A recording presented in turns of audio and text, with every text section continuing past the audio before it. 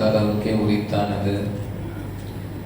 ஸலாத்தும் ஸலாமும் கண்மணி முஹம்மது ரசூலுல்லாஹி ஸல்லல்லாஹு அலைஹி வஸல்லம் அவர்கள் மீதும், அவர்களை பின்பற்றி வாழ்ந்த சஹாபாக்கள், தாபிஈன்கள், தபஅ தாபிஈன்கள், ஷுஹதாக்கள் என்றவர்கள் இன்னும் இங்கே வருகிறதற்கின்ற நம் அனைவர் மீதும் உண்டாவதாக. ஆமீன்.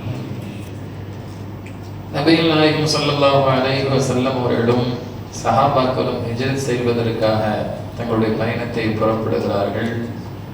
போய் சேருகிறார்கள். மதீனாவை சென்றடைந்து விட்டார்கள்.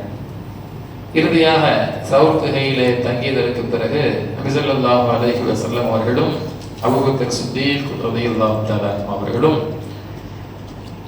இறுதியாக போய் மதீனாவை சென்றடைய வேண்டிய நிலை.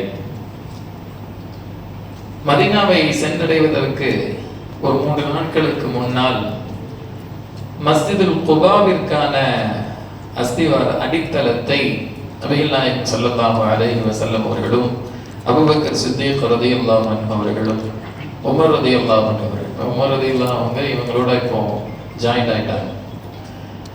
அந்த மஸ்ஜிதுக்கான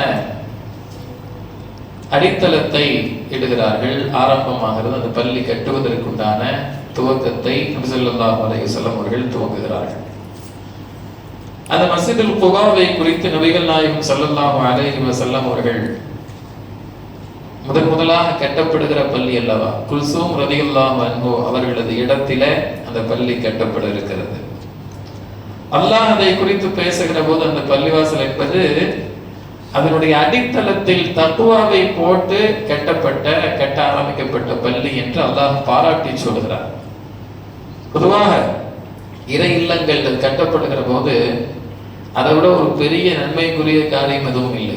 நம்ம நம்முடைய வாழ்நாள்ல நமக்கு அல்லாஹ் தஆலா தந்த பொருளாதாரத்துல ஒரு பள்ளிவாசல் கட்டிடணும் அப்படின்ற அந்த எண்ணம் நமக்கு எல்லாம் இருக்க வேண்டும். அந்த பள்ளிவாசல் நாம் இந்த உலகத்தில் அப்படி ஒரு பள்ளியை கட்டுகிற போது அல்லாஹ் சுவனத்தில் நமக்காக ஒரு மாளிகையை கட்டுகிறான் என்றார்கள் பெருமானார் ஸல்லல்லாஹு அலைஹி வஸல்லம் அவர்கள். நம்ம ஒரு வீட்டை கட்டினால் நாம தங்குறதுக்கு ஒரு வீடு போதும். ஆனா மாளிகை எதற்கு? நமக்கான நட்புகளும் நமக்கான சொந்த பந்தங்களும் உறவுகளும் சேர்ந்து வாழ்வதற்குண்டான ஒரு மாளிகையை அல்லாஹ் இவருக்கு தருகிறான் என்கிற ஹதீஸுக்கான விளக்க உரையிலே எழுதுவார்கள். கண்ணியத்திற்குரியவர்களே, அப்படிப்பட்ட ஒரு மகத்தான ஒரு பணியை ஸல்லல்லாஹு அலைஹி வஸல்லம் அவர்கள் எப்படிப்பட்ட நிலையில முதலாக அந்த பள்ளியினுடைய அஸ்திவாரத்திற்காக ஆரம்பத்தை தங்களுடைய வேலையை செய்கிறார்கள் என்றால், பள்ளி என்பதுதான் இஸ்லாத்தினுடைய அடித்தளமான ஒன்று. பள்ளிவாசல்களில் வைத்துதான் இந்த இஸ்லாம் என்பது வளர்ந்தது என்பதிலே சந்தேகம் இல்லை. நபிகள் நாயகம் ஸல்லல்லாஹு அலைஹி வஸல்லம் அவர்கள் கட்ட ஆரம்பிக்கப்படுகிற அந்த பள்ளிக்கான அஸ்திவாரத்தை இட்டுவிட்டு இப்போது மதீனாவுக்கு போகிறார். இதற்கிடையில நபி ஸல்லல்லாஹு அலைஹி வஸல்லம் அவர்கள் மதீனாவுக்கு வரப்போகிறார்கள் என்கிற செய்தியை கேள்விப்பட்டு ஹர்ரா என்கிற அந்த இடத்தில மதீனத்து வாசிகள் எல்லாம் வந்து பார்க்கிறார்கள். இன்றைக்கு வருவார்கள் என்று பார்க்கிறார்கள், காத்திருக்கிறார்கள், வரவில்லை. ஏன்னா இங்க மஸ்ஜிதுல் குபாவினுடைய வேலையில நபி ஸல்லல்லாஹு அலைஹி வஸல்லம் அவர்கள் கொஞ்சம் 3 நாட்கள் தாமதமாக வருகிறார்கள். செய்தி வருவார்கள் என்கிற செய்தி மட்டும் மதீனாவாசிகளுக்கு கிடைத்து விட்டது. எப்போது வருவார்கள் என்பது ஊர்ஜிதமாக உறுதியாக தெரியாது. காத்து கொண்டிருக்கிறார்கள். இப்போது ஒரு நேரத்தில் நபி ஸல்லல்லாஹு அலைஹி வஸல்லம் அவர்கள் மதீனாவுக்கு நுழைகிற அந்த நாளில, அது எந்த பிறங்க மதீனாவுக்கு நபி ஸல்லல்லாஹு அலைஹி வஸல்லம் அவர்கள் நுழையக்கூடிய பிறை என்னங்க? நமக்கெல்லாம் ரொம்ப பிரபல்யமான பிறை தான் ரபீஉல் அவ்வல் பிறை 12 அன்று நபி ஸல்லல்லாஹு அலைஹி வஸல்லம் அவர்கள் மதீனாவுக்கு நுழைகிறார். எல்லோரும் பார்த்து கொண்டிருந்தீர்களே, இவ்வளவு நாட்கள் காத்து கொண்டிருந்தீர்களே, அந்த மனிதர் வந்து விட்டார். ஒரு மனிதர், ஒரு யகூதி சப்தமிடுகிறார், யா மாஷரல் அரப் ஹாதா ஜத்துக்கும் அல்லதி தன்தலிரூன், நீங்கள் எதிர்பார்த்து காத்திருந்த உங்களுடைய உறவு சொந்தம் இதோ வந்து விட்டார். தூரத்தில் வெள்ளையாடை உணர்த்தியவர்களாக 2 மனிதர்கள் வருகிறார்கள், வந்து விட்டார்கள் என்று சப்தமிடுகிறார் ஒரு யகூதி. ஆனந்தத்தில் திகைக்கிறது, முங்குகிறது மதீனா. பைத்துகள் எல்லாம் படிக்கப்பட்டு நபி ஸல்லல்லாஹு அலைஹி வஸல்லம் அவர்கள் வரவேற்கப்படுவதற்கு ரெடியாக தயாராக இருக்கிறார்கள். அப்போ மதீனா மக்களுக்கு ஒரு சின்ன குழப்பம். அபூபக்கர் சித்தீக் ரலியல்லாஹு அவங்களும் வராங்க, நபி ஸல்லல்லாஹு அலைஹி வஸல்லம் வராங்க. யார் நபி? அப்போதுதான் அபூபக்கர் சித்தீக் ரலியல்லாஹு அவர்கள் தங்களுடைய மேல் இருந்த துண்டை எடுத்து நபி ஸல்லல்லாஹு அலைஹி வஸல்லம் அவர்களது தலையின் மீதை காட்டுகிறார்கள். இந்த வெயிலினுடைய தாக்கம் அதனுடைய நிழலுக்காக தங்களுடைய துண்டை எடுத்து காண்பிக்கிற போது புரிந்து கொள்கிறார்கள், நிழல் கொடுக்கப்படுபவர்கள் நபிகள் நாயகம் ஸல்லல்லாஹு அலைஹி வஸல்லம் அவர்கள் என்று. இங்கே அபூபக்கர் சித்தீக் ரலியல்லாஹு அவர்கள் எவ்வளவு நபி ஸல்லல்லாஹு அலைஹி வஸல்லம் அவர்களோடு நெருக்கத்தில் இருந்தார்கள். அவருடைய முகமும் சரி ஒன்றாக அப்படியே இருக்கும். யார் நபி அப்படின்ற அளவுக்கு வித்தியாசத்தை கண்டுபிடிக்காத அளவுக்கு அவர்களது பாவனைகள், நடை, உடை, பாவனைகள் அனைத்துமே அண்ணல் நபிகள் நாயகம் ஸல்லல்லாஹு அலைஹி வஸல்லம் அவர்களை ஒத்ததாக இருக்கும். அப்படிப்பட்ட அபூபக்கர் சித்தீக் ரலியல்லாஹு அவர்கள் இவ்வாறு நிழல் பெற செய்கிற அந்த காரியத்திற்கு பிறகு நபி ஸல்லல்லாஹு அலைஹி வஸல்லம் அவர்கள் வரவேற்கப்படுகிறார்கள். பைத்துகள் படித்து தலஅல் பத்ரு அலைனா, எங்களுக்கு மத்தியில சந்திரன் இதோ உதித்து விட்டது. நாங்கள் இத்தனை நாட்கள் காத்து கொண்டிருந்த அந்த பெருமானார் ஸல்லல்லாஹு அலைஹி வஸல்லம் அவர்கள் வந்து விட்டார்கள். எங்களது மண்ணில் இப்போது வருகை தருகிறார்கள், கால் பதிக்கிறார்கள் என்று ஆர்வத்தோடு மதீனா மக்கள் வரவேற்கிறார்கள். அல்லாஹ் அக்பர், ஜாஅ முஹம்மது ரசூலுல்லாஹி ஸல்லல்லாஹு அலைஹி வஸல்லம், அல்லாஹ் மிகப்பெரியவன், இதோ வந்து விட்டார்கள் அல்லாஹ்வுடைய தூதர் ஸல்லல்லாஹு அலைஹி வஸல்லம் அவர்கள் என்று அத்தனை வரவேற்பு.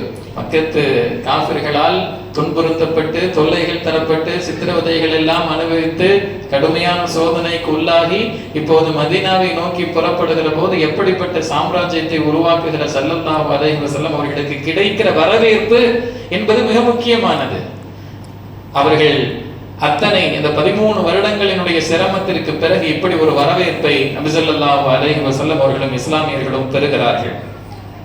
அனஸ் இப்னு மாலிக் ரலியல்லாஹு அன்ஹு அவர்கள் அறிவிக்கிறார்கள், எங்களது வாழ்நாளிலே நபி ஸல்லல்லாஹு அலைஹி வஸல்லம் அவர்கள் மதீனாவுக்கு வந்த அந்த நாள் என்பது இருக்கிறதே, அதுதான் மிகச் சிறந்த நாள், சந்தோஷத்திற்குரிய நாள், இன்பத்திற்குரிய நாள் என்று அனஸ் இப்னு மாலிக் ரலியல்லாஹு அன்ஹு அவர்கள் பதிவு செய்கிறார். தங்களுடைய ஒட்டகம் கஸ்வா என்கிற அந்த ஒட்டகம்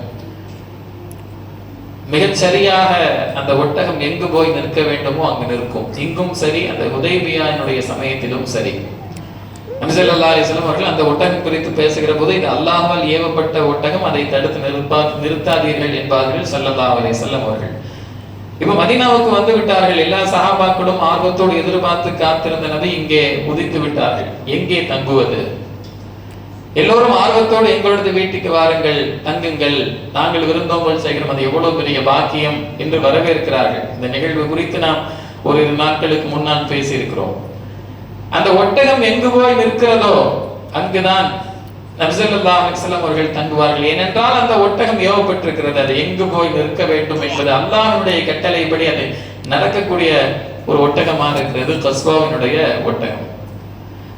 அந்த அடிப்படையில் நபி ஸல்லல்லாஹு அலைஹி வஸல்லம் அவர்கள் பார்க்கிறார்கள், அந்த கஸ்வா என்கிற ஒட்டகம் இருக்கிறதே, சஹல் சுஹைல் என்கிற அனாதை சிறுவர்களுடைய ஒரு காலி இடம், அந்த இடத்தில் போய் அமர்கிறது. அதற்கு பக்கத்தில் தான் அபூ அய்யூப் அன்சாரி ரலியல்லாஹு அன்ஹு அவங்களுடைய வீடு. இங்கே அந்த காலி இடத்தில் அமர்கிற போது மஸ்ஜித் நபவி அங்குதான் கட்டப்பட வேண்டும் என்று நபிகள் நாயகம் ஸல்லல்லாஹு அலைஹி வஸல்லம் அவர்கள் முடிவெடுக்கிறார். பாத்தீங்களா, ஒரு பள்ளி எங்கே மஸ்ஜிதுல் குபா கட்டப்படுவதற்குண்டான அஸ்திவாரம் போடப்பட்டு விட்டது. இங்கே மதீனாவுக்கு வந்து நபி ஸல்லல்லாஹு அலைஹி வஸல்லம் அவர்கள் செய்கிற முதல் பணி என்ன? பள்ளிவாசல் கட்டப்பட வேண்டும், மஸ்ஜித் நபவிக்கான அஸ்திவாரம் அங்கே போடப்பட வேண்டும் என்று முடிவெடுக்கப்படுகிறது.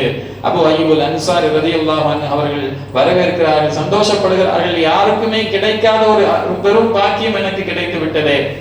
எங்களது வீட்டிலே அபூ அய்யூப் அன்சாரி ரலியல்லாஹு அன்ஹு அவர்கள் நினைக்கிறார்கள், எங்களது வீட்டிலே நபி ஸல்லல்லாஹு அலைஹி வஸல்லம் அவர்கள் தங்க போகிறார்களே என்கிற ஆனந்தத்தில் வரவேற்கிறார்கள். அவர்களது பொருட்களை எல்லாம் எடுத்துவிட்டு வீட்டிற்கு வரவேற்று தங்க வைக்கிறார்கள்.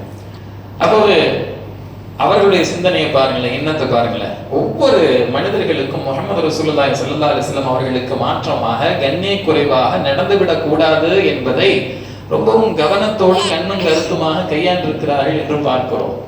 அபூ அய்யூப் அன்சாரி ரலியல்லாஹு அன்ஹு அவங்க சொன்னாங்க, நாயகமே, மேல் வீடு ஒன்று இருக்கு, கீழ் வீடு ஒன்று இருக்கு, நீங்க எங்க தங்க? மேல் வீட்டுல தங்குங்கள்.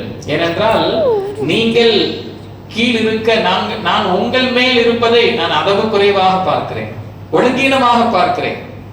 நீங்கள் எனக்கு கீழே தங்கக்கூடிய நிலை என்பது, நாங்கள் மேல் வீட்டிலே தங்கினால் அது எப்படி அது நன்றாக இருக்கும், அது ஒழுக்கமாக இருக்காதே என்று அபூ அய்யூப் அன்சாரி ரலியல்லாஹு அன்ஹு அவர்கள் வேண்டுகிறார். இல்லை, ஸல்லல்லாஹு அலைஹி வஸல்லம் அவர்கள் சொல்கிறார்கள், கீழ் வீட்டு தங்குவது என்பது மக்கள் வந்து பார்க்க வருவார்கள், சஹாபாக்களிடத்திலே பேசுவதற்கும் வசதியாக இருக்கும் என்பதற்காக கீழ் வீட்டிலே தங்குகிறார்கள்.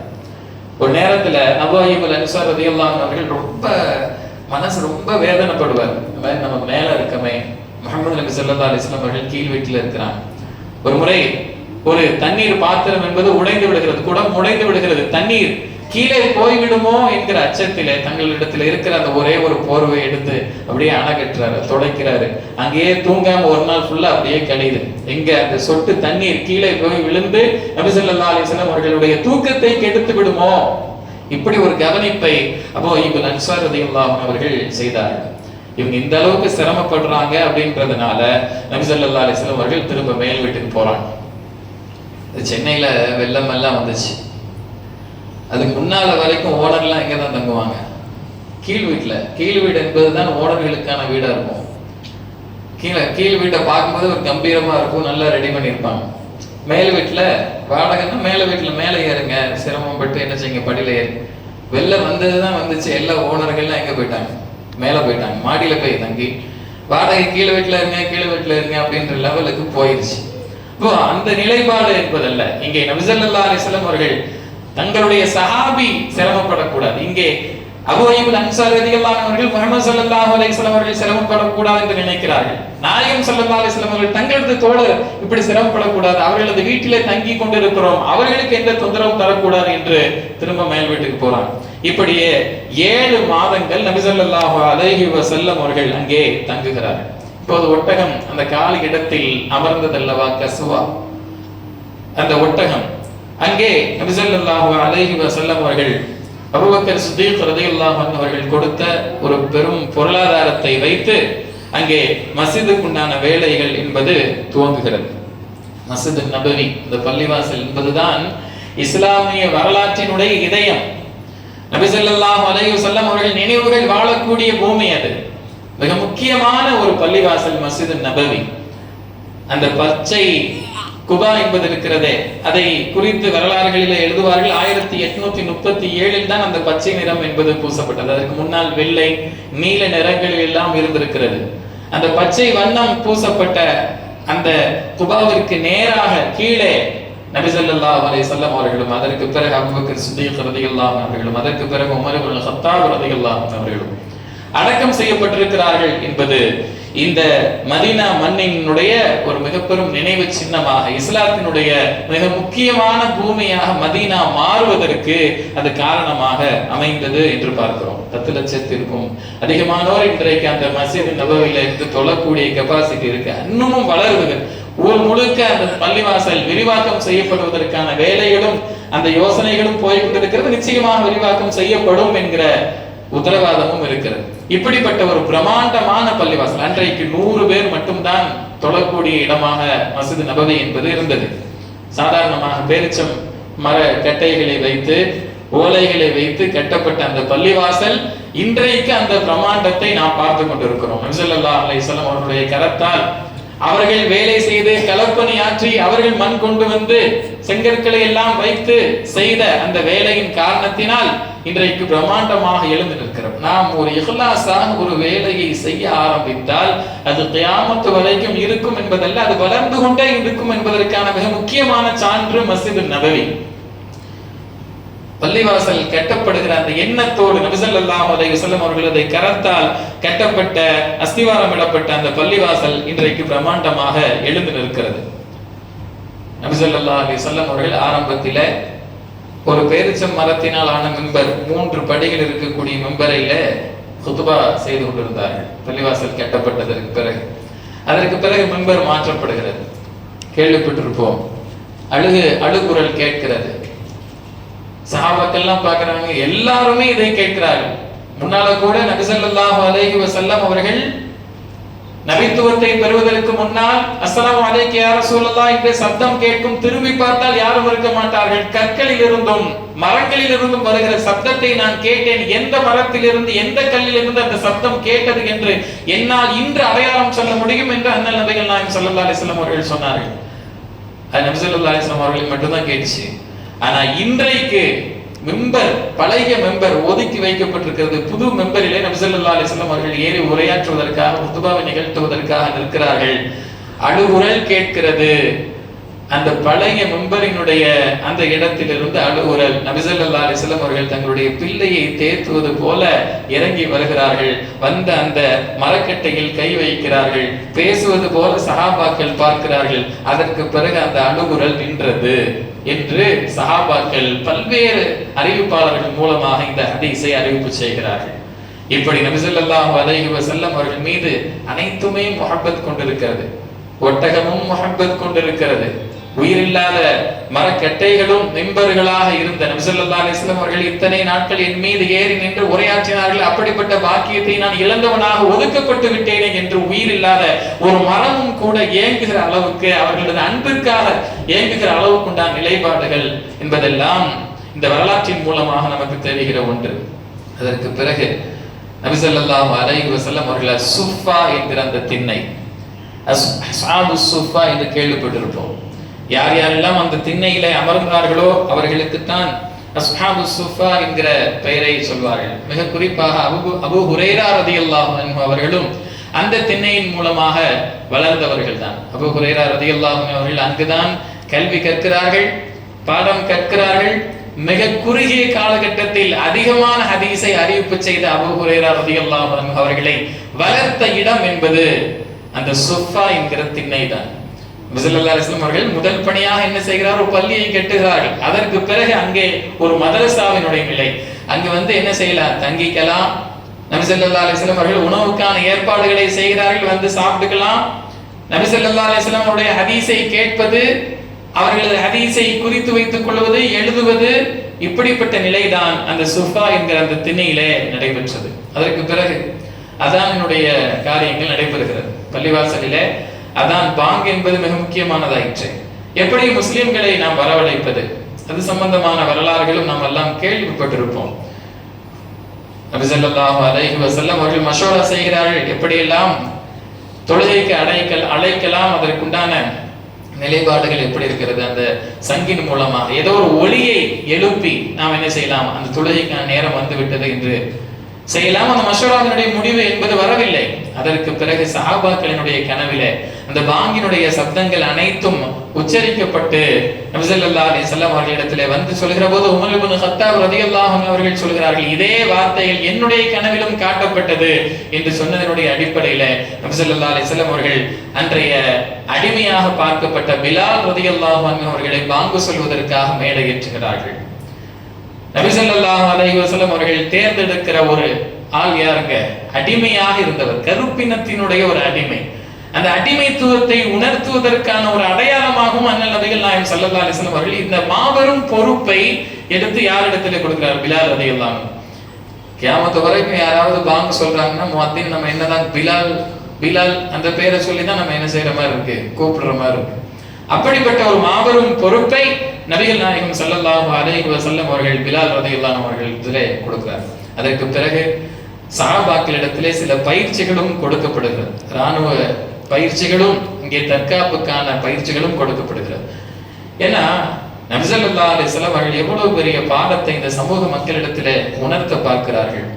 நாம் அல்லாஹ் மீது தவக்குல் வைத்தவர்களாக இருக்க வேண்டும், இருந்து கொண்டு அப்படியே அமர்ந்து கொள்ள வேண்டும் என்பதல்ல. ஒட்டகத்தை கட்டிவிட்டு நீங்கள் என்ன செய்ய வேண்டும்? அல்லாஹ்விடத்திலே பாதுகாப்பு தேட வேண்டும். அதை அவிழ்த்து விட்டு அதை எங்கும் அல்லாஹ் மீது தவக்கு வைக்கிறேன், அதை வந்துவிடும், எங்கும் போகாது, யாரும் எடுக்க முடியாது என்ற நிலைப்பாடு என்பது ஒரு முஸ்லிமுடைய நிலைப்பாடாக இருக்கக்கூடாது. நீங்கள் ஒட்டகத்தை கட்டி போடுங்கள், தற்காப்புக்கு உண்டான அத்தனையும் நீங்கள் செய்யுங்கள். குர்ஆன் சொல்கிறது, வஅஇது லஹும் மஸ்ததஅதும். நம்ம என்ன செய்கிறோம்? இஸ்லாம் எதிரிகள், இஸ்லாம் அழிய பார்க்கிறது என்று சொல்லி அல்லாஹ் நிச்சயமாக நம்மை காப்பாற்றுவான் என்று மட்டும் சொன்னால் போதாது. உங்களால் எவ்வளவு முடியுமோ உங்களுடைய சக்திக்கு ஏற்ப உங்களை நீங்கள் தயார்படுத்திக் கொள்ளுங்கள். குர்ஆனுடைய வசனம் அது. வஅஇது லஹும் மஸ்ததஅதும். உங்களால் உங்களுடைய சக்திக்கு முடிந்த அளவுக்கு நீங்கள் உங்களை தயார்படுத்திக் கொள்ளுங்கள் என்று குர்ஆன் சொல்கிறது. அப்படிப்பட்ட அந்த பணியையும் நபிகள் நாயகம் ஸல்லல்லாஹு அலைஹி வஸல்லம் அவர்கள் சஹாபாக்களிடத்திலே அந்த பயிற்சியை கொடுக்கிறார்கள். அதற்கு பிறகு பைத்துல் முகத்தஸின் மூலமாக அந்த திசையை நோக்கித்தான் 16-17 மாதங்கள் தொழுகிறார்கள் முஸ்லிம்கள் எல்லாம். அப்ப யகூதிகள் கூட கொஞ்சம் கிண்டலா சொல்லுவாங்க, உங்களுக்குன்னு ஒரு மார்க்கம் இருக்கு, தனியா ஒரு மார்க்கம் இருக்கு, ஆனா கிபிலா பார்த்தீங்களா, எங்க கிபிலா பார்த்தா நீங்க தொழுவீங்க அப்படின்ற மாதிரி பேசுவாங்க. லுகருடைய தொழுகை நபி ஸல்லல்லாஹு அலைஹி வஸல்லம் அவர்கள் தொழ வைத்துக் கொண்டிருக்கிறார்கள். மஸ்ஜிதுல் கிப்லத்தைன் என்று நமக்கெல்லாம் தெரியும், போனவர்கள் பார்த்திருப்போம். அங்கே லுஹருடைய தொழுகையினுடைய ருக்குவிலே இருக்கிற போது வசனம் இறங்குகிறது, உங்களுடைய கிப்லா என்பது திருப்பப்பட்டு விட்டது. அப்படியே என்ன செய்றாங்க, அப்படியே பின்பக்கத்தில நபி ஸல்லல்லாஹு அலைஹி வஸல்லம் அவர்களும் சஹாபாக்களும் தொழுகையிலேயே திரும்புகிறார்கள். பைத்துல் முகத்தஸை நோக்கி தக்பீர் கட்டுகிறார்கள். சலாம் கொடுத்தது எந்த திசையை நோக்கி? கஅபத்துல்லாஹை நோக்கி. அல்லாஹ் அந்த கிப்லாவை திசையை மாற்றுகிற நிலையில எப்படிப்பட்ட வசனத்தை இறக்குகிறான் பாருங்கள். நீங்கள் என்ன செய்தீர்கள்? வானத்தை நோக்கி. நபி ஸல்லல்லாஹு அலைஹி வஸல்லம் அவர்கள் எப்போதுமே இந்த கஅபத்துல்லாஹ்வின் மீது பிரியம் உள்ளவர்களாக இருப்பார்கள். அந்த திசையை நோக்கி எப்பவாவது நமக்கு சட்டம் மாறாதா, திரும்பவும் கஅபத்துல்லாஹ் நோக்கி தொழ மாட்டோமா அப்படின்ற ஒரு ஏக்கம் இருந்து கொண்டே இருக்கும். வானத்தின் பக்கம் அப்படியே பார்ப்பான், ஏதாவது வகி வராதா, அது சம்பந்தமா இறங்காதா. 16-17 மாதங்கள் கடந்து விட்டது. எதிர்பாராத நேரத்தில் ஒரு சர்ப்ரைஸா அல்லாஹ் தஆலா அப்படி ஒரு வசனத்தை இறக்குகிறான். நீங்கள் எந்த திசையின் பக்கம் விரும்பினீர்களோ, ஃபலனுவன்னியன்னக கிப்லத்தன் தல்லாஹா, நீங்கள் எந்த திசையின் மீது பொருத்தத்தோடு இருந்தீர்களோ, எந்த திசை உங்களுக்கு பிடிக்குமோ அந்த திசையின் பக்கம் நாம் உங்களை திருப்பினோம். நாயகமே, இந்த வார்த்தை அல்லாஹ் சொல்லணுங்கிற தேவையே இல்லை. அல்லாஹ் எந்த திசையை நோக்கி தொழ சொல்கிறானோ அந்த திசையை நோக்கி முஸ்லிம்கள் தொழ போகிறார்கள். நீங்க அங்க பார்த்து தொழுங்க, தொழுகிறோம், இங்க பார்த்து தொழுங்க, தொழுவோம். ஆனா அப்படி ஒரு வார்த்தை அல்லாஹ் பதிவு செய்கிறான். முஹம்மது ரசூலுல்லாஹி ஸல்லல்லாஹு அலைஹி வஸல்லம் அவர்கள் மீது உண்டான அன்பை வெளிப்படுத்துவதற்காக, அவர்களது தனித்துவத்தை இங்கே உணர்த்துவதற்காக, நீங்கள் எந்த திசையை ஆசைப்பட்டீர்களோ, விருப்பப்பட்டீர்களோ அந்த திசையை நோக்கி இப்போது தொழுவதற்குண்டான சட்டம் இறங்கிவிட்டது. இப்போது நாம் அந்த திசையின் பக்கம் உங்களை கிப்லாவை மாற்றிவிட்டோம் என்று அல்லாஹ் சுப்ஹானஹு வ தஆலா வசனத்தை இறக்குகிறான். கண்ணியத்திற்குரியவர்களே, இப்படியே சில நாட்கள் கழிகிறது, போர்கள் எல்லாம் நடக்கிறது. போர்க்களத்தை குறித்துண்டான அந்த செய்திகளும் பயானிலே பேசப்பட்டிருக்கிறது. நபி ஸல்லல்லாஹு அலைஹி வஸல்லம் அவர்கள் போர்க்களத்திலே எப்படிப்பட்ட நிலைகளை கையாண்டிருக்கிறார்கள். பல போர்கள் அப்படியே கடந்து போகிறது. சில வருடங்கள் ஆகிவிட்டது, 6 வருடங்கள் கிட்டத்தட்ட. இந்த 6 வருடங்களுக்கு பிறகு ஒரு கனவை நபி ஸல்லல்லாஹு அலைஹி வஸல்லம் அவர்கள் காண்கிறார்கள். என்ன கனவு? திரும்பவும் மக்காவுக்கு இஹ்ராமை அணிந்து கொண்டு 1400 சஹாபாக்களும் நபி ஸல்லல்லாஹு அலைஹி வஸல்லம் அவர்களும் தவாப் செய்வதற்காக போகிறார்கள். இப்படி ஒரு கனவு. பொதுவாக நபிமார்களுடைய கனவு என்பது இருக்கிறதே, அது சட்டமாக ஆக்கப்படும். இப்ராஹிம் அலைஹிஸ்ஸலாம் அவர்களது கனவு தானே குர்பானி என்கிற அமலையே நமக்கு தந்தது. நேரடியா வஹி இறங்குச்சா இப்ராஹிம் அலைஹிஸ்ஸலாம் அவங்களுக்கு? ஒரு கனவு, திரும்ப அந்த கனவு உறுதி செய்யப்பட்டது. இது அல்லாஹ்வுடைய கட்டளை, மகனை அறுத்து பலியிட வேண்டும். ஈதுல் அல்ஹா என்பது நமக்கு கிடைத்தது ஒரு கனவின், அந்த ஆரம்பம் என்பது ஒரு கனவு தானே. நம்ம கனவுலாம் அப்படி இல்லை. நம்ம கண்டாலே ஏதாவது ஒரு கெட்ட கனவா, வித்தியாசமான கனவா, வானத்துல பறக்கிற மாதிரி, பூமிக்குள்ள போற மாதிரி, சாத்தியமே இல்லாத மாதிரி கனவெல்லாம். இது கனவா இருக்கணுமேன்னு ஒரு மாதிரி பதட்டத்தோட முடிச்சு நம்ம பாக்குற மாதிரி இருக்கு. இந்த மாதிரி கெட்ட கனவுகள் காண்கிற போது ஒரே வழி என்னவென்றால் அதை வெளியில சொல்லக்கூடாது. பெரிய நமக்கு நெருக்கமான ஆட்களா இருந்தாலும் கூட என்ன செய்யக்கூடாது, அதை சொல்வதை தவிர்க்க வேண்டும். ஏதாவது அந்த கனவுக்குண்டான விளக்கத்தை ஏதாவது கேட்கிறான்னு சொன்னா அந்த அலிம்சமார்கள்ட்ட என்ன செஞ்சுக்கலாம், தனியா போய் சொல்லிட்டுனா அவர் ஆறுதல் சொல்லிடுவார், அது ஒன்றும் பிரச்சனை இல்லைங்க அப்படின்ற ஆறுதலை சொல்லுவார். மற்றபடி யாரிடத்திலையும் அந்த கனவை வெளிப்படுத்தக்கூடாது. அதுபோல இன்னொரு காரியம் என்ன செய்யணும்னா, நம்ம கெட்ட கனவு காண்கிறோம் என்று சொன்னால் இப்படி இடது பக்கத்துல திரும்ப என்ன செய்வது, தூதுன்னு துப்பிட்டா போதும். பக்கத்துல மனைவி படுத்திருப்பாங்க, நீங்க பாட்டு காரிடாதீங்க, அப்புறம் பிரச்சனை ஆயிட போகுது. தூதுங்கிறது லைட்டா அப்படி துப்பிக்கிறது, கெட்ட கனவு காண்கிறோம் என்று சொன்னார். அப்ப இதுதான் அந்த கெட்ட கனவிற்குண்டான நிலை. இங்கே நபிமார்களுடைய கனவு என்பது அது விளையாட்டல்ல, வீணல்ல, அது தீன். அதன் மூலமாக எத்தனை சட்டங்கள் இயற்றப்பட்டிருக்கிறது. நபி ஸல்லல்லாஹு அலைஹி வஸல்லம் அவர்கள் இப்படி ஒரு கனவை கண்டுவிட்டு அல்லாஹ்வுடைய உத்தரவு என்பதை உறுதி செய்துவிட்டு இஹ்ராமை அணிந்து அங்கே புறப்பட்டு விட்டார்கள், மக்காவை நோக்கி புறப்பட்டு விட்டார்கள். இப்போது நாம் ஏற்கனவே சொன்னோமே, அந்த கஸ்வா என்கிற அந்த ஒட்டகம் மக்காவை நெருங்கி கொண்டிருக்கிறது. ஒரு இடத்துல ஹுதைபியா என்கிற இடத்தில் போய் அப்படியே உட்கார்ந்துருச்சு. சஹாபாக்கள் எல்லாம் எழுப்பி விடுறாங்க, உட்கார்ந்துருச்சு ஒட்டகம், எழுப்பி விடுறாங்க. நம்ம நபி ஸல்லல்லாஹு அலைஹி வஸல்லம் அவர்கள் வார்த்தையை சொல்கிறார்கள், மா ஸலாத்தில் கஸ்வா. கஸ்வா என்பது பிடிவாதம் பிடிக்கக்கூடிய ஒட்டகம் அல்ல. வமா தாக்க லஹா பிஹுல்கின், அப்படி ஒரு குணம் என்பது அந்த ஒட்டகத்திற்கு இல்லை. வலாகின் ஹபிஸஹா ஹாபிஸுல் ஃபீல், எந்த யானை படையை எந்த ரப்புல் ஆலமீன் தடுத்து நிறுத்தினானோ அப்படிப்பட்ட ரப்புல் ஆலமீன் அல்லாஹ் தான் இந்த ஒட்டகத்தையும் தடுத்து நிறுத்தி இருக்கிறான். உதைபியால உட்கார்ந்துருச்சுன்னா நம்ம உட்கார்ந்துருவோம். இப்போ சில வேலைகள் செய்ய வேண்டியது இருக்குது. என்னன்னா, நாம போர் புரியறதுக்காக வரல, சண்டை பிடிக்கிறதுக்காக வரல. ஏன்னா வாள் எல்லாம் இல்லை, சஹாபாக்கள் இடத்துல பெரிய ஆயுதம் எல்லாம், போர் ஆயுதங்கள் எல்லாம் எடுத்து வரவில்லை. பாதுகாப்பிற்காக ஒன்றெண்டு ஆயுதங்களை வைத்திருக்கிறார்கள். இப்போது மாவீரர்களாக பல்வேறு போர்களை சந்தித்து மாவீரர்களாக சஹாபாக்கள் ஆகிவிட்டார்கள். ஆனாலும் போர விரும்பல.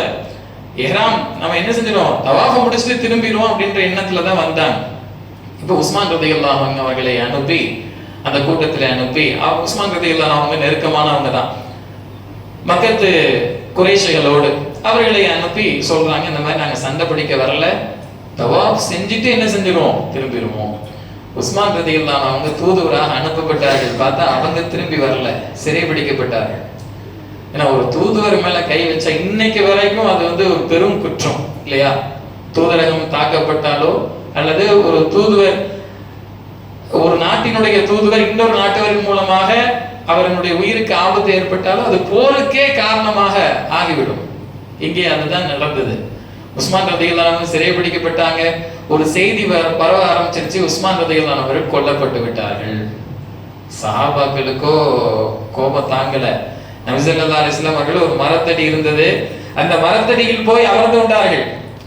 எல்லாரும் என்னிடத்திலே பையத் செய்யுங்கள், ஒரு உடன்படிக்கை செய்யுங்கள். ரெண்டு மிக முக்கியமான ஒப்பந்தம் என்னன்னா, நம்ம போர் புரிய போறோம், மக்கத்து காஃபிர்களோடு போர் புரியறதுக்காக வரல, ஆனா நம்முடைய தூதுவரை கொலை செய்து விட்டார் என்ற செய்தி வந்து விட்டதே, இப்போது நாம் போர் புரிவதற்கு தயார். எல்லாரும் தயாரா? தயார். ரெண்டு மிக முக்கியமான ஒப்பந்தம் இடப்படுகிறது. உயிர் மூச்சு உள்ள வரைக்கும், அதாவது மௌத்து வரைக்கும் போர் புரிவோம், என்னதான் நடக்குது பாத்துருவோம், ஒரு கை பாத்துருவோம் அப்படின்ற மாதிரி ஒண்ணு.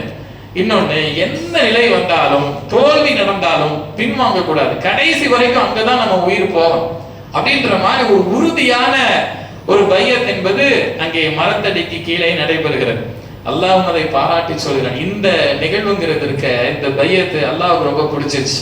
லகத் ரலியல்லாஹு அனில் முஃமினீன இத யுபாயிஊனக தஹ்த ஷஜரா, மரத்தடிக்கு கீழே உங்களிடத்திலே பையத் செய்தார்களே அப்படிப்பட்ட முஃமின்களை அல்லாஹ் நிச்சயமாக பொருந்தி கொண்டு விட்டான். ஸல்லல்லாஹு அலைஹி வஸல்லம் அவர்களும் சொன்னார்கள், யார் யாரெல்லாம் அந்த இடத்திலே பையத் செய்தார்களோ, லா யதுகுலுன் நார் அஹதுன் மிம்மன் பாயஅ தஹ்த ஷஜரா, அந்த மரத்தடிக்கு கீழே யார் யாரெல்லாம் பையத் செய்தார்களோ, உடன்படிக்கையை செய்து கொண்டார்களோ, உறுதிமொழி ஏற்றுக்கொண்டார்களோ அத்தனை பேருக்கும் நரக நெருப்பு என்பது தீண்டாது நபி ஸல்லல்லாஹு அலைஹி வஸல்லம் அவர்கள் சொன்னார்கள். எவ்வளவு ஒரு மாபெரும் பணி அது, அப்படிப்பட்ட சூழல் அது, சூடான நிலை அது. அங்கே சஹாபாக்கள் தயாராக நிற்கிறார்கள். முதல் கை அந்த உடன்படிக்கையை செய்வதற்கு அபூ சினான் அவர்களுடைய கைதான் வந்தது. அவர்கிட்ட நபி ஸல்லல்லாஹு அலைஹி வஸல்லம் கேட்டாங்க, எதுக்காக உடன்படிக்கை செய்யறோம் தெரியும்ல அப்படின்னு. அப்ப அவர் சொன்னார், நீங்க உங்க மனதிலே என்ன இருக்கிறதோ அந்த அடிப்படை. அப்படின்னா என்னன்னா, நீங்க என்ன சொன்னாலும் நாங்க செய்யறது தயாரா இருக்கோம். போர் புரிய வேண்டும் என்றால் நாங்கள் செய்வதற்கு இதே மனோநிலை தான் எல்லா சஹாபாக்களிடத்திலும் இருந்துச்சு. நபி ஸல்லல்லாஹு அலைஹி வஸல்லம் உறுதிமொழி கேட்கிறாங்க, உறுதிமொழி கொடுத்துருவோம். அப்புறம் அவங்க என்ன சொல்றாங்களோ நம்ம எல்லாம் ஒண்ணுமே இல்லை, அவங்க சொன்னதை செய்யக்கூடியவர்களாக நாம் இருக்கிறோம் என்று இப்படிப்பட்ட மனோநிலையில் ஒரு தியாக குணத்தோடு சஹாபாக்கள் நபி ஸல்லல்லாஹு அலைஹி வஸல்லம் அவர்களுடைய பக்கபலமாக நின்றார்கள். உஸ்மான் ரலியல்லாஹு அன்ஹு அவர்களது கையாக நபி ஸல்லல்லாஹு அலைஹி வஸல்லம் கையை உயர்த்தினாங்க. இதுதான் உஸ்மான் ரலியல்லாஹு அவருடைய கை, இது என்னுடைய கை. உஸ்மான் ரலியல்லாஹு அன்ஹு அவர்கள் என் மீது என்னிடத்திலே பையத் செய்வதாக ஒரு நிலையில நபி ஸல்லல்லாஹு அலைஹி வஸல்லம் அவர்கள் இவ்வாறு செய்தாங்க. உஸ்மான் ரலியல்லாஹு இல்ல, அந்த கூட்டத்துல அவர்கள் கொல்லப்பட்டு விட்டார் என்கிற செய்தி, பையத்தை இவ்வாறு நபி ஸல்லல்லாஹு அலைஹி வஸல்லம் அவர்கள் செய்கிறார். இப்போ இதை பார்த்த உடனே அறந்து போயிட்டானுங்க அவனுங்களாம். என்னன்னா, மக்கத்து காஃபிர்ல பாருங்க, இவங்க வந்தா நம்மளை சும்மா விட மாட்டாங்க, நம்ம முன்னாடி உள்ள மாதிரி ஆட்கள்லாம் இல்லை, எல்லாம் படா படா ஆட்கள் ஆயிட்டாங்க, மாவீரர்கள் ஆயிட்டாங்க. நம்ம சும்மா தான் வந்திருக்கிறாங்க, ஒரு தவாப் செஞ்சுட்டு போலாங்கிற நிலையில தான் வந்திருக்கிறாங்க, நம்ம சீண்டி விட்டுட்டோம் தூண்டி விட்டுட்டோம் அப்படின்ட்டு உடனே உஸ்மான் ரலியல்லாஹு அவங்களே சிறைபிடித்தவர்களை விடுதலை செஞ்சுட்டாங்க. அப்பதான் எல்லா சஹாபாக்களுக்கும் ஒரு நிம்மதி வந்துச்சு. சரி, கொல்லப்பட்டு விட்டாங்கிற செய்தி வந்த பிறகுதான் சூடான சஹாபாக்கள்லாம் இப்படி ஒரு நிலைக்கு, வீர நிலைக்கு போனாங்க. ஆனா அவங்க கொல்லப்படலைன்னு ஒன்னதான் ஒரு அமைதி நிலைக்கு வந்தார்கள். இப்போது அவர்களிடத்தில் ஒரு ஒப்பந்தம் என்பது இடப்படுகிறது. முஸ்லிம்களுக்கும் அந்த மக்கத்து காஃபிர்களிடத்திலும் அவர்களுக்கு மத்தியிலே ஒரு ஒப்பந்தம், அதுதான் ஹுதைபியா ஒப்பந்தம் என்று சொல்வார். அந்த இடத்துல வச்சு நடந்தது. போனவர்கள் அங்கு போய் பார்த்திருப்போம். அந்த இடம் பழம் பெறும், அந்த பழமையோடு பாதுகாக்கப்படுகிற இடமாக அந்த ஹுதைபியாவினுடைய இடம் என்பது இருக்கிறது. அந்த இடத்தில் வைத்துதான் ஒப்பந்தம் என்பது கையெழுத்திடப்படுகிறது. முதலாக அலி இப்னு அபீ தாலிப் ரலியல்லாஹு அன்ஹு அவர்கள் எழுதுகிறார்கள், பிஸ்மில்லாஹிர் ரஹ்மானிர் ரஹீம், அந்த ஒப்பந்தத்தை ஆரம்பிப்பதற்காக. அப்போ சொன்னாங்க, இதை அழிங்க, பிஸ்மில்லாஹிர் ரஹ்மானிர் ரஹீம்லாம் எழுதக்கூடாது, பிஸ்மிக அல்லாஹும்ம அப்படின்னு எழுதுங்க என்று அவர்கள் சொன்னார்கள். சஹாபாக்கள்லாம் பார்த்துட்டு இருக்காங்க. உமர் ரலியல்லாஹு அன்ஹு அவங்க எல்லாத்தையும் கவனிச்சுட்டே இருக்காங்க, கை கட்டி, என்ன பண்றீங்க பார்ப்போம் அப்படின்னு. ஏன்னா அவங்களால சும்மா இருக்க முடியல. வாலேந்திய உமர் ரலியல்லாஹு அன்ஹு அவர்கள் சும்மா இருக்க முடியல. சரி பார்க்குறாங்க, என்னதான் நடக்கும் பார்ப்போமே. பிஸ்மில்லாஹிர் ரஹ்மானிர் ரஹீம் அழிக்க சொல்றாங்க. அடுத்து பார்த்தா ஹாதாமா அலைஹி முஹம்மது ரசூலுல்லாஹி ஸல்லல்லாஹு அலைஹி வஸல்லம், இது யாருடைய ஒப்பந்தம்? முஹம்மது ரசூலுல்லாஹி ஸல்லல்லாஹு அலைஹி வஸல்லம் அவர்கள் எழுதக்கூடிய ஒப்பந்தம். ஏன்னா நபி ஸல்லல்லாஹு அலைஹி வஸல்லம் அவர்கள் எழுதல, யார் எழுதுறாங்க? அலி இப்னு அபீ தாலிப் ரலியல்லாஹு அன்ஹு அவர்கள் எழுதுகிறார்கள். முஹம்மது ரசூலுல்லாஹி ஸல்லல்லாஹு அலைஹி வஸல்லம் அவர்களது ஒப்பந்த கடிதம் இது, உடன்படிக்கையினுடைய நகல் இது அப்படின்றதை எழுதும் போது அப்பவும் பார்த்தாங்க, முஹம்மது ரசூலுல்லாஹ் அல்லாஹ்வினுடைய தூதர் என்று எழுதுகிறீர்களே அப்படிலாம் இல்லை, முஹம்மது இப்னு அப்துல்லாவுடைய மகன் முஹம்மது, அவ்வளவுதான். ஏன்னா நாங்க ரசூலுல்லாஹ்னு ஏத்துக்கிட்டா ஏன் நம்மளுக்குள்ள இவ்வளவு சண்டை, அதெல்லாம் எழுதக்கூடாது, அழிங்க அப்படின்னு. இப்போ அலி இப்னு அபீ தாலிப் ரலியல்லாஹு அவங்க அழிக்க விரும்பல. அழிக்க நாயகமே, உங்க பேர் முஹம்மது ரசூலுல்லாஹ் நீ எழுதினதுக்கு பிறகு நான் அதை அழிக்கிறதா, அதை என்னால செய்ய முடியாது. நபி ஸல்லல்லாஹு அலைஹி வஸல்லம் அவர்கள் சொல்கிறார்கள், ஆனாலும் அலி அதை மட்டும் சொல்லாதீங்க நாயகமே, நீங்கள் என்ன சொன்னாலும் கட்டுப்படுகிறோம், உங்களது ரசூலுல்லாஹ் என்கிற அந்த பெயரை மட்டும் உங்களது பெயரோடு அதை விட்டு அதை அழித்து என்னால் எழுத முடியாது என்று சொன்னபோது நபி ஸல்லல்லாஹு அலைஹி வஸல்லம் அவர்களே தங்களது கரங்களால் அழிக்கிறார்கள். ரசூலுல்லாஹ் என்பதை அழித்து விட்டு அதற்கு பிறகு முஹம்மது இப்னு அப்துல்லாஹ் என்று எழுதப்படுகிறது. இப்படிப்பட்ட நிலையிலே அந்த ஒப்பந்தம் விடப்படுகிறது. ஹுதைபியாவுடைய ஒப்பந்தம் என்பது அநியாயமான ஒப்பந்தம் என்று வரலாற்று ஆசிரியர்கள் குறிப்பிடுவார்கள். அதிலே ஒரு 3 மிக முக்கியமான பாயிண்ட்ஸ் என்னன்னா, இந்த வருஷம் நீங்க உம்ரா செய்ய முடியாது, அடுத்த வருஷம் தான். ஏன்னா இஹ்ராம் கட்டிக்கொண்டு அந்த ஆர்வத்தோடு கஅபத்துல்லாஹை பார்க்க வேண்டும் என்கிற ஆர்வத்திலே நிற்கிறார்கள் சஹாபாக்கள். அவர்களுடைய சினத்தை தூண்டுகிற மிக முக்கியமான உடன்படிக்கையினுடைய பாயிண்ட்ஸ் இது. இந்த வருஷம் நீங்க உம்ரா செய்ய முடியாது, என்னதான் நடந்தாலும் நீங்க உம்ரா செய்ய முடியாது, அடுத்த வருஷம் தான் செய்யணும், அதுவும் 3 நாள் தான் உம்ரா செய்யணும், 3 நாள் தான் அனுமதி, அடுத்த வருஷம் வந்தீங்கன்னா உம்ரா செஞ்சுட்டு போலாம் அப்படின்னு. இது ஒண்ணு. ரெண்டாவது, 10 ஆண்டுகள் போர் நிறுத்தம், நமக்கு மத்தியில போர் நடக்காது 10 வருஷம். இது ஒரு அமைதி உடன்படிக்கையாக. அடுத்து, மக்காவிலிருந்து யாராவது இஸ்லாத்தை ஏற்று மதீனாவுக்கு வந்தால் நீங்கள் அவர்களை திருப்பி அனுப்பிவிட வேண்டும். எப்படிங்க? மக்காவிலிருந்து யாராவது முஸ்லீம் ஆகி மதீனாவுக்கு வந்தால் நீங்க அவங்களை வச்சு கூட திருப்பி அனுப்பியிருக்கோம். ஆனா மதீனாவிலிருந்து யாராவது இங்கே வந்தால் நாங்க திருப்பி அனுப்ப மாட்டோம், நாங்க வச்சுப்போம். இத மாதிரி ஒருதலை பட்சமான உடன்படிக்கைகள் கையெழுத்திடும்படி அவங்களும் கேட்டுக்கிட்டாங்க. உமர் எல்லாம் அவங்க பார்த்தாங்க, நாயகமே நாம் சத்தியத்தின் மீது இருக்கிறோம், இவங்க சொல்றதுக்கெல்லாம் ஏன் நம்ம கட்டுப்படணும் நாயகமே அப்படின்னு சொல்லும்போது நபி ஸல்லல்லாஹு அலைஹி வஸல்லம் அவர்கள் சொன்னார்கள், இன்னி ரசூலுல்லாஹ் வலஸ்து உஸீஹி வஹுவ நாஸிரி. இது அல்லாஹ்வுடைய கட்டளை என்னவோ அதன்படி நான் செய்கிறேன், நான் அல்லாஹ்வுடைய தூதர். இன்னி ரசூலுல்லாஹ், அல்லாஹ்வுடைய தூதர், அதுதான் பதில். ஏன் நாயகமே சத்தியத்தின் மீது இருக்கிறோம், ஏன் இவர்களுக்கு கட்டுப்பட வேண்டும்? இன்னி ரசூலுல்லாஹ், அல்லாஹ்வுடைய தூதர் நான், அல்லாஹ் நமக்கு உதவியாக இருப்பான், வஹுவ நாஸிரி, அல்லாஹ் நமக்கு உதவி புரிவான் என்று நபிகள் நாயகம் ஸல்லல்லாஹு அலைஹி வஸல்லம் அவர்கள் சொன்ன பதிலை கேட்டு அப்படியே நிற்கிறார்கள். வேகமாக அபூபக்கர் சித்தீக் ரலியல்லாஹு அன்ஹு அவர்களிடத்திலே போகிறார்கள். உமர் இப்னு கத்தாப் ரலியல்லாஹு அன்ஹு அவர்களால் நிற்க முடியல. என்ன, ஏன் இந்த மாதிரி இவங்களுக்கு இந்த அளவு கட்டுப்பட்டு, என்னுடைய வாள் தயாராக இருக்கிறது, எத்தனை தலைகள் கொய்வதற்கு தயாராக இருக்கிறது இல்ல. அப்பவும் அபூபக்கர் சித்தீக் நம்ம சொன்னோமே, நபி ஸல்லல்லாஹு அலைஹி வஸல்லம் அவருடைய குணத்தை அப்படியே ஒத்து இருக்கிற குணம் சொன்னாங்க. ஹுவ ரசூலுல்லாஹ், அவங்க அல்லாஹ்வுடைய தூதர், அவங்க என்ன சொன்னாலும் நம்ம கேட்டுத்தான் ஆகணும். இப்போ பொறுமையா இருக்கணும்னு சொல்றாங்க, நம் பொறுமையாகத்தான் இருந்தாக வேண்டும், இந்த உடன்படிக்கையில் எல்லோரும் கையெழுத்திட வேண்டும் என்கிற அந்த நிலையில பேசுகிறார். அப்போது அல்லாஹ்வுடைய வசனம் இறங்குகிறது, இன்னா ஃபதஹ்னா லக ஃபதஹம் முபீனா, நாம் ஒரு மகத்தான ஒரு தெளிவான வெற்றியை நாம் கொடுத்து விட்டோம். இந்த உடன்படிக்கைங்கிறது அடிபணிகிற நிலை போல வெளிப்படையாக தெரிந்தாலும் அல்லாஹ்வுடைய வார்த்தை என்ன? இன்னா ஃபதஹ்னா லக ஃபத்ஹன் முபீனா. நாம் தெளிவான வெற்றியை கொடுத்து விட்டோம். ரசூலுல்லாஹி ஸல்லல்லாஹு அலைஹி வஸல்லம் அவர்களிடத்திலே சஹாபாக்கள் கேட்கிறார்கள், இது வெற்றியா, இது வந்து வெற்றியா அப்படின்ற சந்தேகத்தோடு கேட்கிற போது, வல்லதி நஃப்ஸி பியதிஹி இன்னஹு லஃபத்ஹுன், என்னுடைய ஆன்மா யாருடைய கையில் இருக்கிறதோ அவனின் மீது சத்தியமிட்டு சொல்கிறேன், இது வெற்றிதான், இது வெற்றிதான். ஹுதைபியாவுடைய உடன்படிக்கை என்பது வெற்றிதான் என்று சொல்லப்படுகிறது. அதற்கு பிறகு நபி ஸல்லல்லாஹு அலைஹி வஸல்லம் அவர்கள் முடியை களைந்து விட்டு எல்லோரும் திரும்புவோம் என்று சொல்கிறார்கள். அப்போது தயக்கத்தோடு சஹாபாக்களால் சில பேர் நபி ஸல்லல்லாஹு அலைஹி வஸல்லம் அவருடைய கட்டளையை நிறைவேற்ற முடியல. என்னன்னா ஏன் இந்த அளவுக்கு போகணுங்கிற நிலைப்பாடுதான். அப்போது நபி ஸல்லல்லாஹு அலைஹி வஸல்லம் அவர்களது மனைவியாரினுடைய ஆலோசனையின்படி, நாயகமே, இவங்க இப்படி இருந்தா போக மாட்டாங்க, நீங்கள் உங்களுடைய முடியை நீங்கள் கலைந்து கொண்டால் உங்களுக்கு பின்னால் அப்படியே எல்லோரும் வந்து விடுவார்கள் என்ற ஆலோசனை சொல்லப்பட்டதனுடைய பேரில நபி ஸல்லல்லாஹு அலைஹி வஸல்லம் அவர்கள் முடியை எடுக்கிறார்கள். அதற்கு பிறகு சஹாபாக்கள் அனைவருமே அப்படியே திரும்ப போகிறார்கள். மக்காவிற்குள் ஆசையோடு வந்து தவாப் செய்யலாம் என்கிற எண்ணத்தில் ஏமாற்றத்தோடு திரும்புகிறார்கள். திரும்பவும் மதீனாவுக்கு. அடுத்த நிகழ்வுகளை இன்ஷா அல்லாஹ் வரக்கூடிய நாளிலே பார்ப்போம். அல்லாஹ் சுப்ஹானஹு வ தஆலா இஸ்லாமிய வரலாற்றை புரிந்தவர்களாக, இஸ்லாத்தினுடைய மிக முக்கியமான தூண்களாக இருக்கிற ரசூலுல்லாஹி ஸல்லல்லாஹு அலைஹி வஸல்லம் அவர்கள் இன்னும் சஹாபாக்களினுடைய அந்த வரலாற்றை புரிந்து அவர்கள் மீது அன்பு வைக்கக்கூடிய முஹிப்பீன்களாக நம் அனைவரையும் ஆக்கியருள் புரிவானாக. வ ஆகிரு தஅவானா அல்ஹம்துலில்லாஹி ரப்பில் ஆலமீன்.